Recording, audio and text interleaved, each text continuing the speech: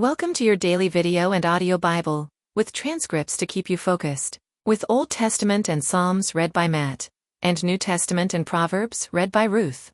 Esther 8-10. On that day King Ahasuerus gave to Queen Esther the house of Haman, the enemy of the Jews. And Mordecai came before the king, for Esther had told what he was to her. And the king took off his signet ring, which he had taken from Haman, and gave it to Mordecai. And Esther set Mordecai over the house of Haman. Then Esther spoke again to the king. She fell at his feet and wept and pleaded with him to avert the evil plan of Haman the Agagite and the plot that he had devised against the Jews. When the king held out the golden scepter to Esther, Esther rose and stood before the king. And she said, "If it please the king, and if I have found favor in his sight, and if the thing seems right before the king, and I am pleasing in his eyes, let an order be written to revoke the letters devised by Haman the Agagite, the son of Hammedatha, which he wrote to destroy the Jews who are in all the provinces of the king. For how can I bear to see the calamity that is coming to my people? Or how can I bear to see the destruction of my kindred?" Then King Ahasuerus said to Queen Esther and to Mordecai the Jew, "Behold, I have given Esther the house of Haman, and they have hanged him on the gallows, because he intended to lay hands on the Jews. But you may write as you please with regard to the Jews, in the name of the king, and seal it with the king's ring, for an edict written in the name of the king and sealed with the king's ring cannot be revoked." The king's scribes were summoned at that time in the 3rd month, which is the month of Sivan, on the 23rd day. And an edict was written, according to all that Mordecai commanded concerning the Jews, to the satraps and the governors and the officials of the provinces from India to Ethiopia, 127 provinces, to each province in its own script, and to each people in its own language, and also to the Jews in their script and their language. And he wrote in the name of King Ahasuerus and sealed it with the king's signet ring. Then he sent the letters by mounted couriers riding on swift horses that were used in the king's service, bred from the royal stud, saying that the king allowed the Jews who were in every city to gather and defend their lives, to destroy, to kill, and to annihilate any armed force of any people or province that might attack them, children and women included, and to plunder their goods, on one day throughout all the provinces of King Ahasuerus, on the 13th day of the 12th month, which is the month of Adar. A copy of what was written was to be issued as a decree in every province, being publicly displayed to all peoples, and the Jews were to be ready on that day to take vengeance on their enemies. So the couriers, mounted on their swift horses that were used in the king's service, rode out hurriedly, urged by the king's command. And the decree was issued in Susa the citadel. Then Mordecai went out from the presence of the king in royal robes of blue and white, with a great golden crown and a robe of fine linen and purple, and the city of Susa shouted and rejoiced. The Jews had light and gladness and joy and honor. And in every province and in every city, wherever the king's command and his edict reached, there was gladness and joy among the Jews, a feast and a holiday. And many from the peoples of the country declared themselves Jews, for fear of the Jews had fallen on them. Now in the 12th month, which is the month of Adar, on the 13th day of the same, when the king's command and edict were about to be carried out, on the very day when the enemies of the Jews hoped to gain the mastery over them, the reverse occurred. The Jews gained mastery over those who hated them. The Jews gathered in their cities throughout all the provinces of King Ahasuerus to lay hands on those who sought their harm. And no one could stand against them, for the fear of them had fallen on all peoples. All the officials of the provinces and the satraps and the governors and the royal agents also helped the Jews, for the fear of Mordecai had fallen on them. For Mordecai was great in the king's house, and his fame spread throughout all the provinces. For the man Mordecai grew more and more powerful. The Jews struck all their enemies with the sword, killing and destroying them, and did as they pleased to those who hated them.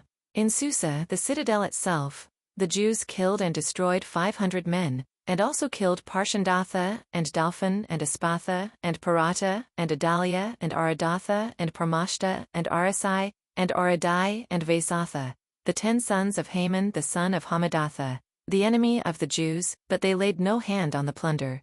That very day the number of those killed in Susa the citadel was reported to the king. And the king said to Queen Esther, "In Susa the citadel the Jews have killed and destroyed 500 men, and also the 10 sons of Haman. What then have they done in the rest of the king's provinces? Now what is your wish? It shall be granted you. And what further is your request? It shall be fulfilled." And Esther said, If it please the king, let the Jews who are in Susa be allowed tomorrow also to do according to this day's edict, and let the 10 sons of Haman be hanged on the gallows. So the king commanded this to be done. A decree was issued in Susa, and the 10 sons of Haman were hanged. The Jews who were in Susa gathered also on the 14th day of the month of Adar, and they killed 300 men in Susa, but they laid no hands on the plunder. Now the rest of the Jews who were in the king's provinces also gathered to defend their lives, and got relief from their enemies and killed 75,000 of those who hated them, but they laid no hands on the plunder. This was on the 13th day of the month of Adar, and on the 14th day they rested and made that a day of feasting and gladness. But the Jews who were in Susa gathered on the 13th day and on the 14th, and rested on the 15th day, making that a day of feasting and gladness. Therefore the Jews of the villages who live in the rural towns hold the 14th day of the month of Adar as a day for gladness and feasting, as a holiday, and as a day on which they send gifts of food to one another.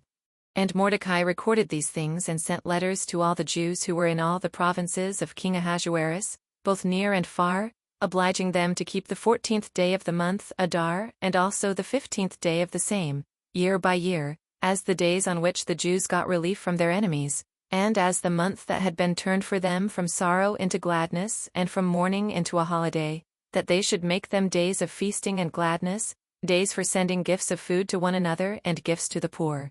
So the Jews accepted what they had started to do, and what Mordecai had written to them.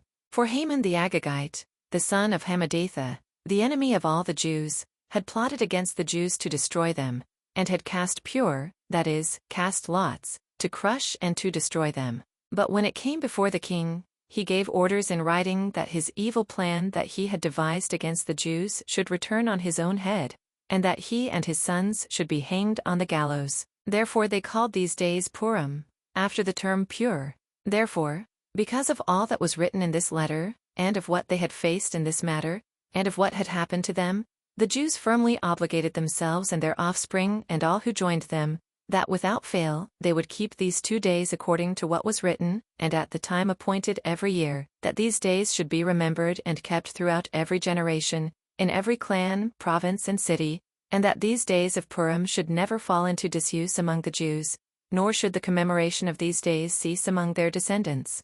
Then Queen Esther, the daughter of Abihail, and Mordecai the Jew gave full written authority, confirming this second letter about Purim. Letters were sent to all the Jews, to the 127 provinces of the kingdom of Ahasuerus, in words of peace and truth, that these days of Purim should be observed at their appointed seasons, as Mordecai the Jew and Queen Esther obligated them, and as they had obligated themselves and their offspring, with regard to their fasts and their lamenting. The command of Esther confirmed these practices of Purim, and it was recorded in writing. King Ahasuerus imposed tax on the land and on the coastlands of the sea, and all the acts of his power and might, and the full account of the high honor of Mordecai, to which the king advanced him, are they not written in the book of the Chronicles of the kings of Media and Persia? For Mordecai the Jew was second in rank to King Ahasuerus, and he was great among the Jews and popular with the multitude of his brothers, for he sought the welfare of his people and spoke peace to all his people. 1 Corinthians 12:27-13:13. Now you are the body of Christ and individually members of it, and God has appointed in the church first apostles, second prophets, third teachers, then miracles, then gifts of healing, helping, administrating, and various kinds of tongues. Are all apostles? Are all prophets? Are all teachers? Do all work miracles? Do all possess gifts of healing? Do all speak with tongues? Do all interpret? But earnestly desire the higher gifts. And I will show you a still more excellent way. If I speak in the tongues of men and of angels, but have not love, I am a noisy gong or a clanging cymbal. And if I have prophetic powers, and understand all mysteries and all knowledge, and if I have all faith, so as to remove mountains, but have not love, I am nothing. If I give away all I have, and if I deliver up my body to be burned, but have not love, I gain nothing. Love is patient and kind. Love does not envy or boast. It is not arrogant or rude. It does not insist on its own way. It is not irritable or resentful. It does not rejoice at wrongdoing, but rejoices with the truth. Love bears all things, believes all things, hopes all things, endures all things. Love never ends. As for prophecies, they will pass away. As for tongues, they will cease. As for knowledge, it will pass away. For we know in part and we prophesy in part. But when the perfect comes, the partial will pass away. When I was a child, I spoke like a child, I thought like a child, I reasoned like a child. When I became a man, I gave up childish ways. For now we see in a mirror dimly, but then face to face. Now I know in part, then I shall know fully, even as I have been fully known. So now faith, hope, and love abide, these three, but the greatest of these is love. Psalm 37, 1-11. Of David. Fret not yourself because of evildoers. Be not envious of wrongdoers, for they will soon fade like the grass, and wither like the green herb. Trust in the Lord and do good. Dwell in the land and befriend faithfulness. Delight yourself in the Lord, and He will give you the desires of your heart. Commit your way to the Lord. Trust in Him, and He will act. He will bring forth your righteousness as the light, and your justice as the noonday. Be still before the Lord and wait patiently for Him. Fret not yourself over the one who prospers in his way, over the man who carries out evil devices. Refrain from anger and forsake wrath. Fret not yourself, it tends only to evil, for the evildoers shall be cut off. But those who wait for the Lord shall inherit the land. In just a little while, the wicked will be no more. Though you look carefully at his place, he will not be there. But the meek shall inherit the land, and delight themselves in abundant peace. Proverbs 21:23-24. Whoever keeps his mouth and his tongue keeps himself out of trouble. Scoffer is the name of the arrogant, haughty man who acts with arrogant pride. Thank you for joining with us. To be part of the community, please check the link in the description below or check Daily Hope for Revival on Facebook.